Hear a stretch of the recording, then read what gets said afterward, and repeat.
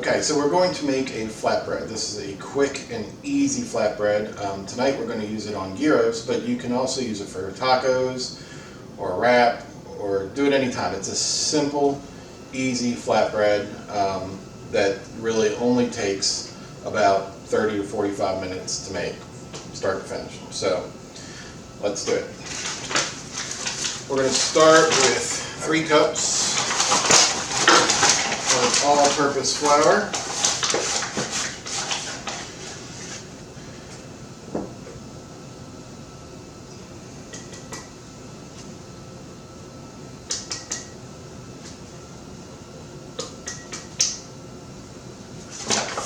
To that, we are going to add a tablespoon of baking powder and half a teaspoon of salt. That's all the dry ingredients. This is a baking powder leavened bread. We're going to fry it in the pan. Before we start adding the water though and kneading this, we're going to make sure the dry ingredients are incorporated. So I'm just going to use, you can use a whisk. I'm going to use the whisk attachment on the thing here just to make sure they're mixed in nicely.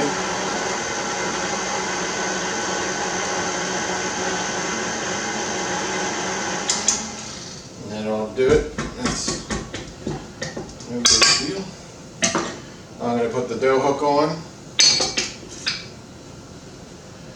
and we will start to mix. Now we don't want to overwork this. I don't want it to be super tough dough. Really, the time we're going to spend here is to get it to where it's no longer sticking to the side. So you want a relatively sticky dough, not falling apart sticky. It shouldn't be wet, but on the closer to wet than a very dry dough. So we're going to get started. We have 1.5 cups of water that I'm going to add as it mixes. I'll probably put a full cup in and then stop and we'll see where that ends up.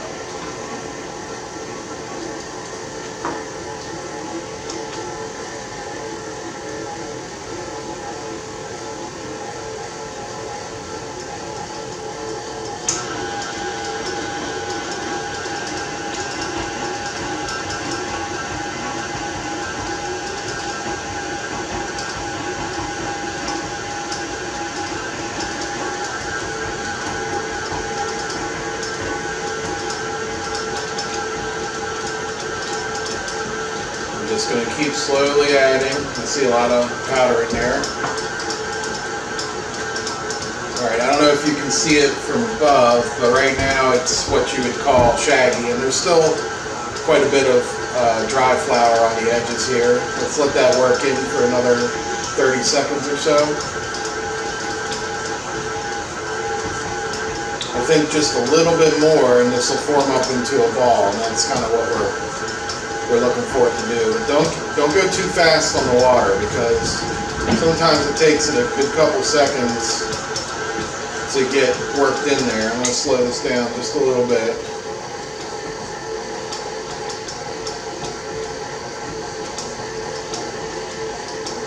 Alright, I'm going to add a half cup, so I've added a full cup. The recipe does call for a cup and a half, but I've found that sometimes it just needs more, sometimes it just needs less. I don't know if it's the weather or what, but I don't like it to get too sticky. It makes it harder to work with. But I think today we might be adding a full cup and a half of water. If you do go too far though and you end up with a sticky, sloppy dough, you can always just spoon in a little extra flour and you'll be all good to go.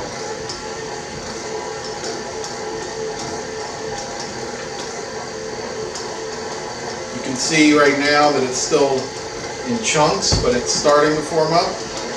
Lock that down.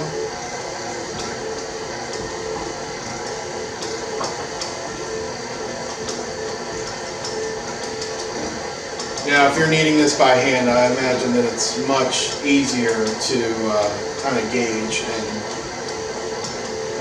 work with. I'm not a baker. I don't like to bake anything.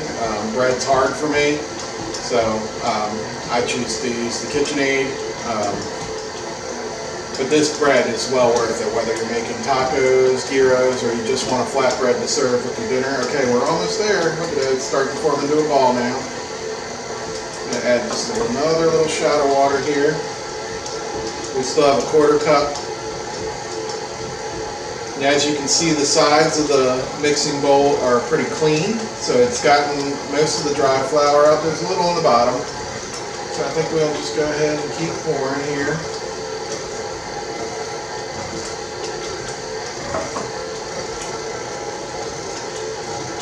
You can hear the mixer's working now. It's starting to really get into one big solid ball. You can hear this outside's wet now too, so it's not sticking to the sides of the bowl dough. It's still showing it's not one single ball though yet. It's still a little cracked. I might add just a couple more drips of water. Or I might not. I might take it out at this point and just work it a little bit with my hands.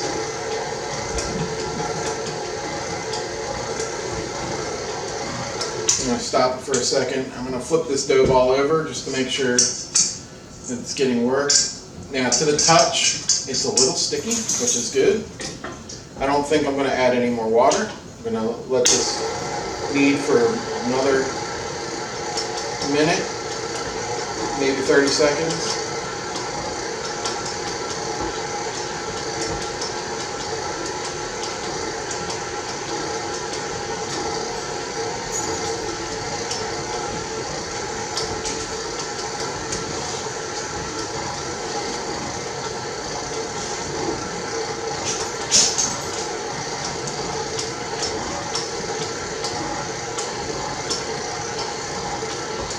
And that's looking pretty good. Alright, we're going to stop it right here. You can see it's one big dough ball. Work it just a little bit.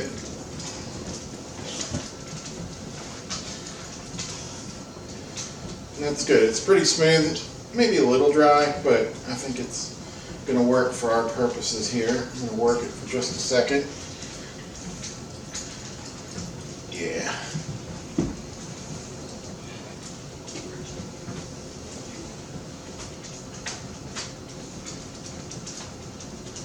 Alright, so we have our dough ball. Now, being that it's not a yeast dough, it doesn't need to rise, but it does need to rest. So we're going to let that rest for 20-30 minutes right here in the bowl, and then we'll come back and roll it out and fry it up. In the meantime, while that's resting, you want to get your pan out. I'm going to use, traditionally, since this is, the recipe I'm using is a American Indian fry bread recipe. That's a Native American staple. They would use, there's a lot of different, each tribe has their own recipe. I'm using kind of a generalized one, a very simple one.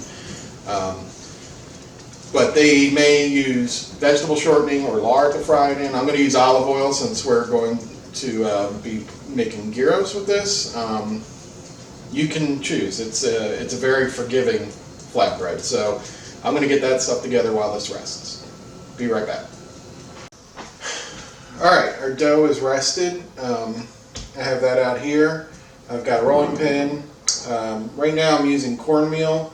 I prefer semolina, but I don't have any right now, so we're going to use that to roll this out. You don't want too much of it on there because when we fry this bread, I don't like when it gets off, it ends up getting all burnt in the oil eventually. But that's the other trick, is keeping your oil at the right temperature. I have a little temperature gun here. We're talking on my stove, low, and you let the oil come up slowly to control it. I find it really hard to control the temperature of the oil, but you want it around 350. So now we're going to make our individual flatbreads from this. So I generally just yank off a piece. We're looking at golf ball size pieces here. We'll lay down a little cornmeal. and just roll them out round. And they can be pretty flat. You know, they're going to be about, I don't know, flour tortilla flat, maybe a little less than that, or a little thicker than that. When you throw them in the oil, they're going to puff up. So if you want larger flatbreads, pull off a large dough ball. It's pretty simple. That's about it. So that's about, I don't know, 8-inch round. That's fine. So we're going to come over like this and lay it in the oil away from you so you do not splash yourself. Now this is where I get into trouble because I like to multitask. I like to have my next flatbread ready to go in when that one is done frying. But invariably, at times, I will forget to flip it. So we're giving that one about a minute and 30 seconds per side. So you just have to keep in mind that you have one in the pan while you're rolling this out, and don't get distracted, because then you're going to lose a flatbread and you'll be sad.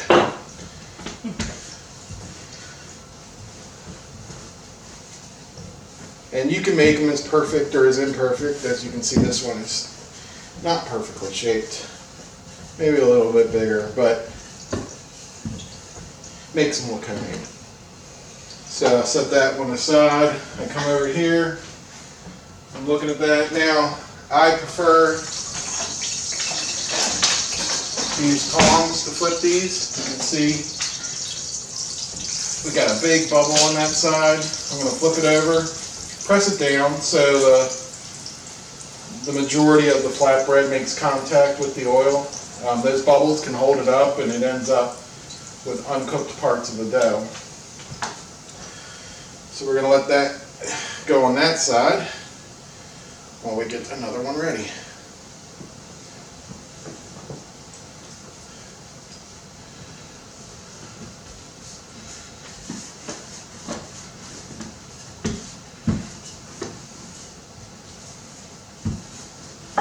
And you can use, I'm guessing, you could use whatever method you want to press these out.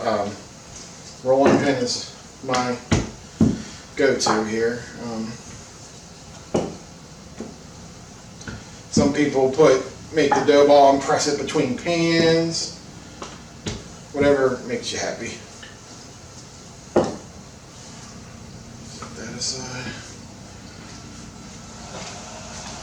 So I check the temperature of my oil because the process tends to lower the temperature. Like I said, I keep it very low, but once you start frying bread in here, it will lower the temperature of the oil. So I'll bump it up a notch or two once we start. And just check it. I like them to be light brown. If you cook it on too high, it's going to brown up too quick. If you cook it too low, it's going to be greasy. This first one may have been too low. It's holding some oil on it. I don't really like that, so I'm going to let it heat up a little bit more. I've got a little temperature on it. I also think in a lot of recipes you see for the fry breads, a lot of them incorporate a little lard before you put in the wet ingredients. I think that makes a crispier, lighter fry bread. I don't think it's appropriate for what I'm using it for tonight, but it is very good. Also, I believe that frying it in lard is definitely the way to go if you have it. If you have never tried it, I would recommend trying it at least once. Lard is cheap, and it really makes a good fry bread. Now the other thing you can do with these is they make great desserts. It's like an elephant ear almost, and you can put powdered sugar and cinnamon on them, and they are yummy. So I'm going to let that drain off a little bit. We have our first one done. So that's kind of what it should look like. I want the next one a little darker. Like I said, and it's got a little oil on the surface. Now, when I pull them out while they're still hot, I grab a little Cavender's and just a light dusting, just for a little salt flavor on the outside of them. These can sit for quite a while, and they stay very much chewy and tasty. They're great served warm, but you don't have to if that doesn't suit your timing. So let's just keep going here. I'm going to check the temperature. We're at a little higher than 350. Yeah, it's up now. I've turned it up just a tad. And we'll let that go. And keep rolling them out.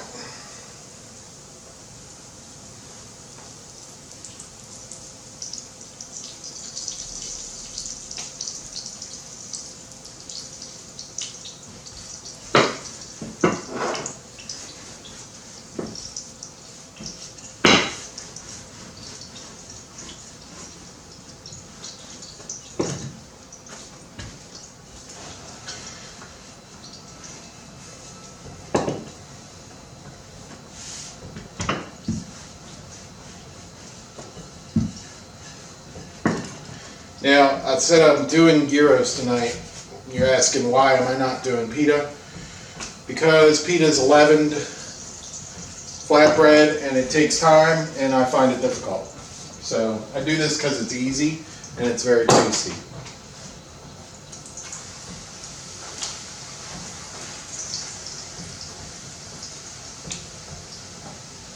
It's looking good.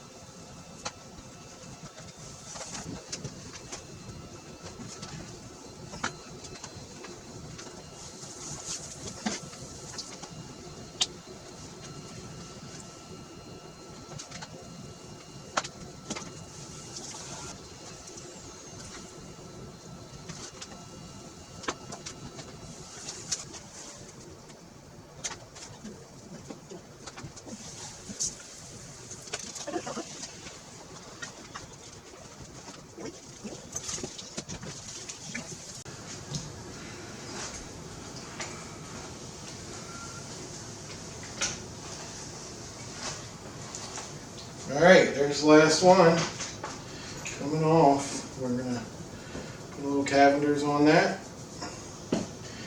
We have a big stack here, so I have 2, 4, 6, 8, 10, like 11, almost a dozen. So depending on the size you make, that's plenty for dinner, depending on the size of your family. We will let these sit out, and then I will prepare our evening meal, and we'll use them. I hope you enjoy them. I really recommend them. Great for fish tacos, any kind of taco really. Great for a flatbread in a pinch, very fast. Talk to you later.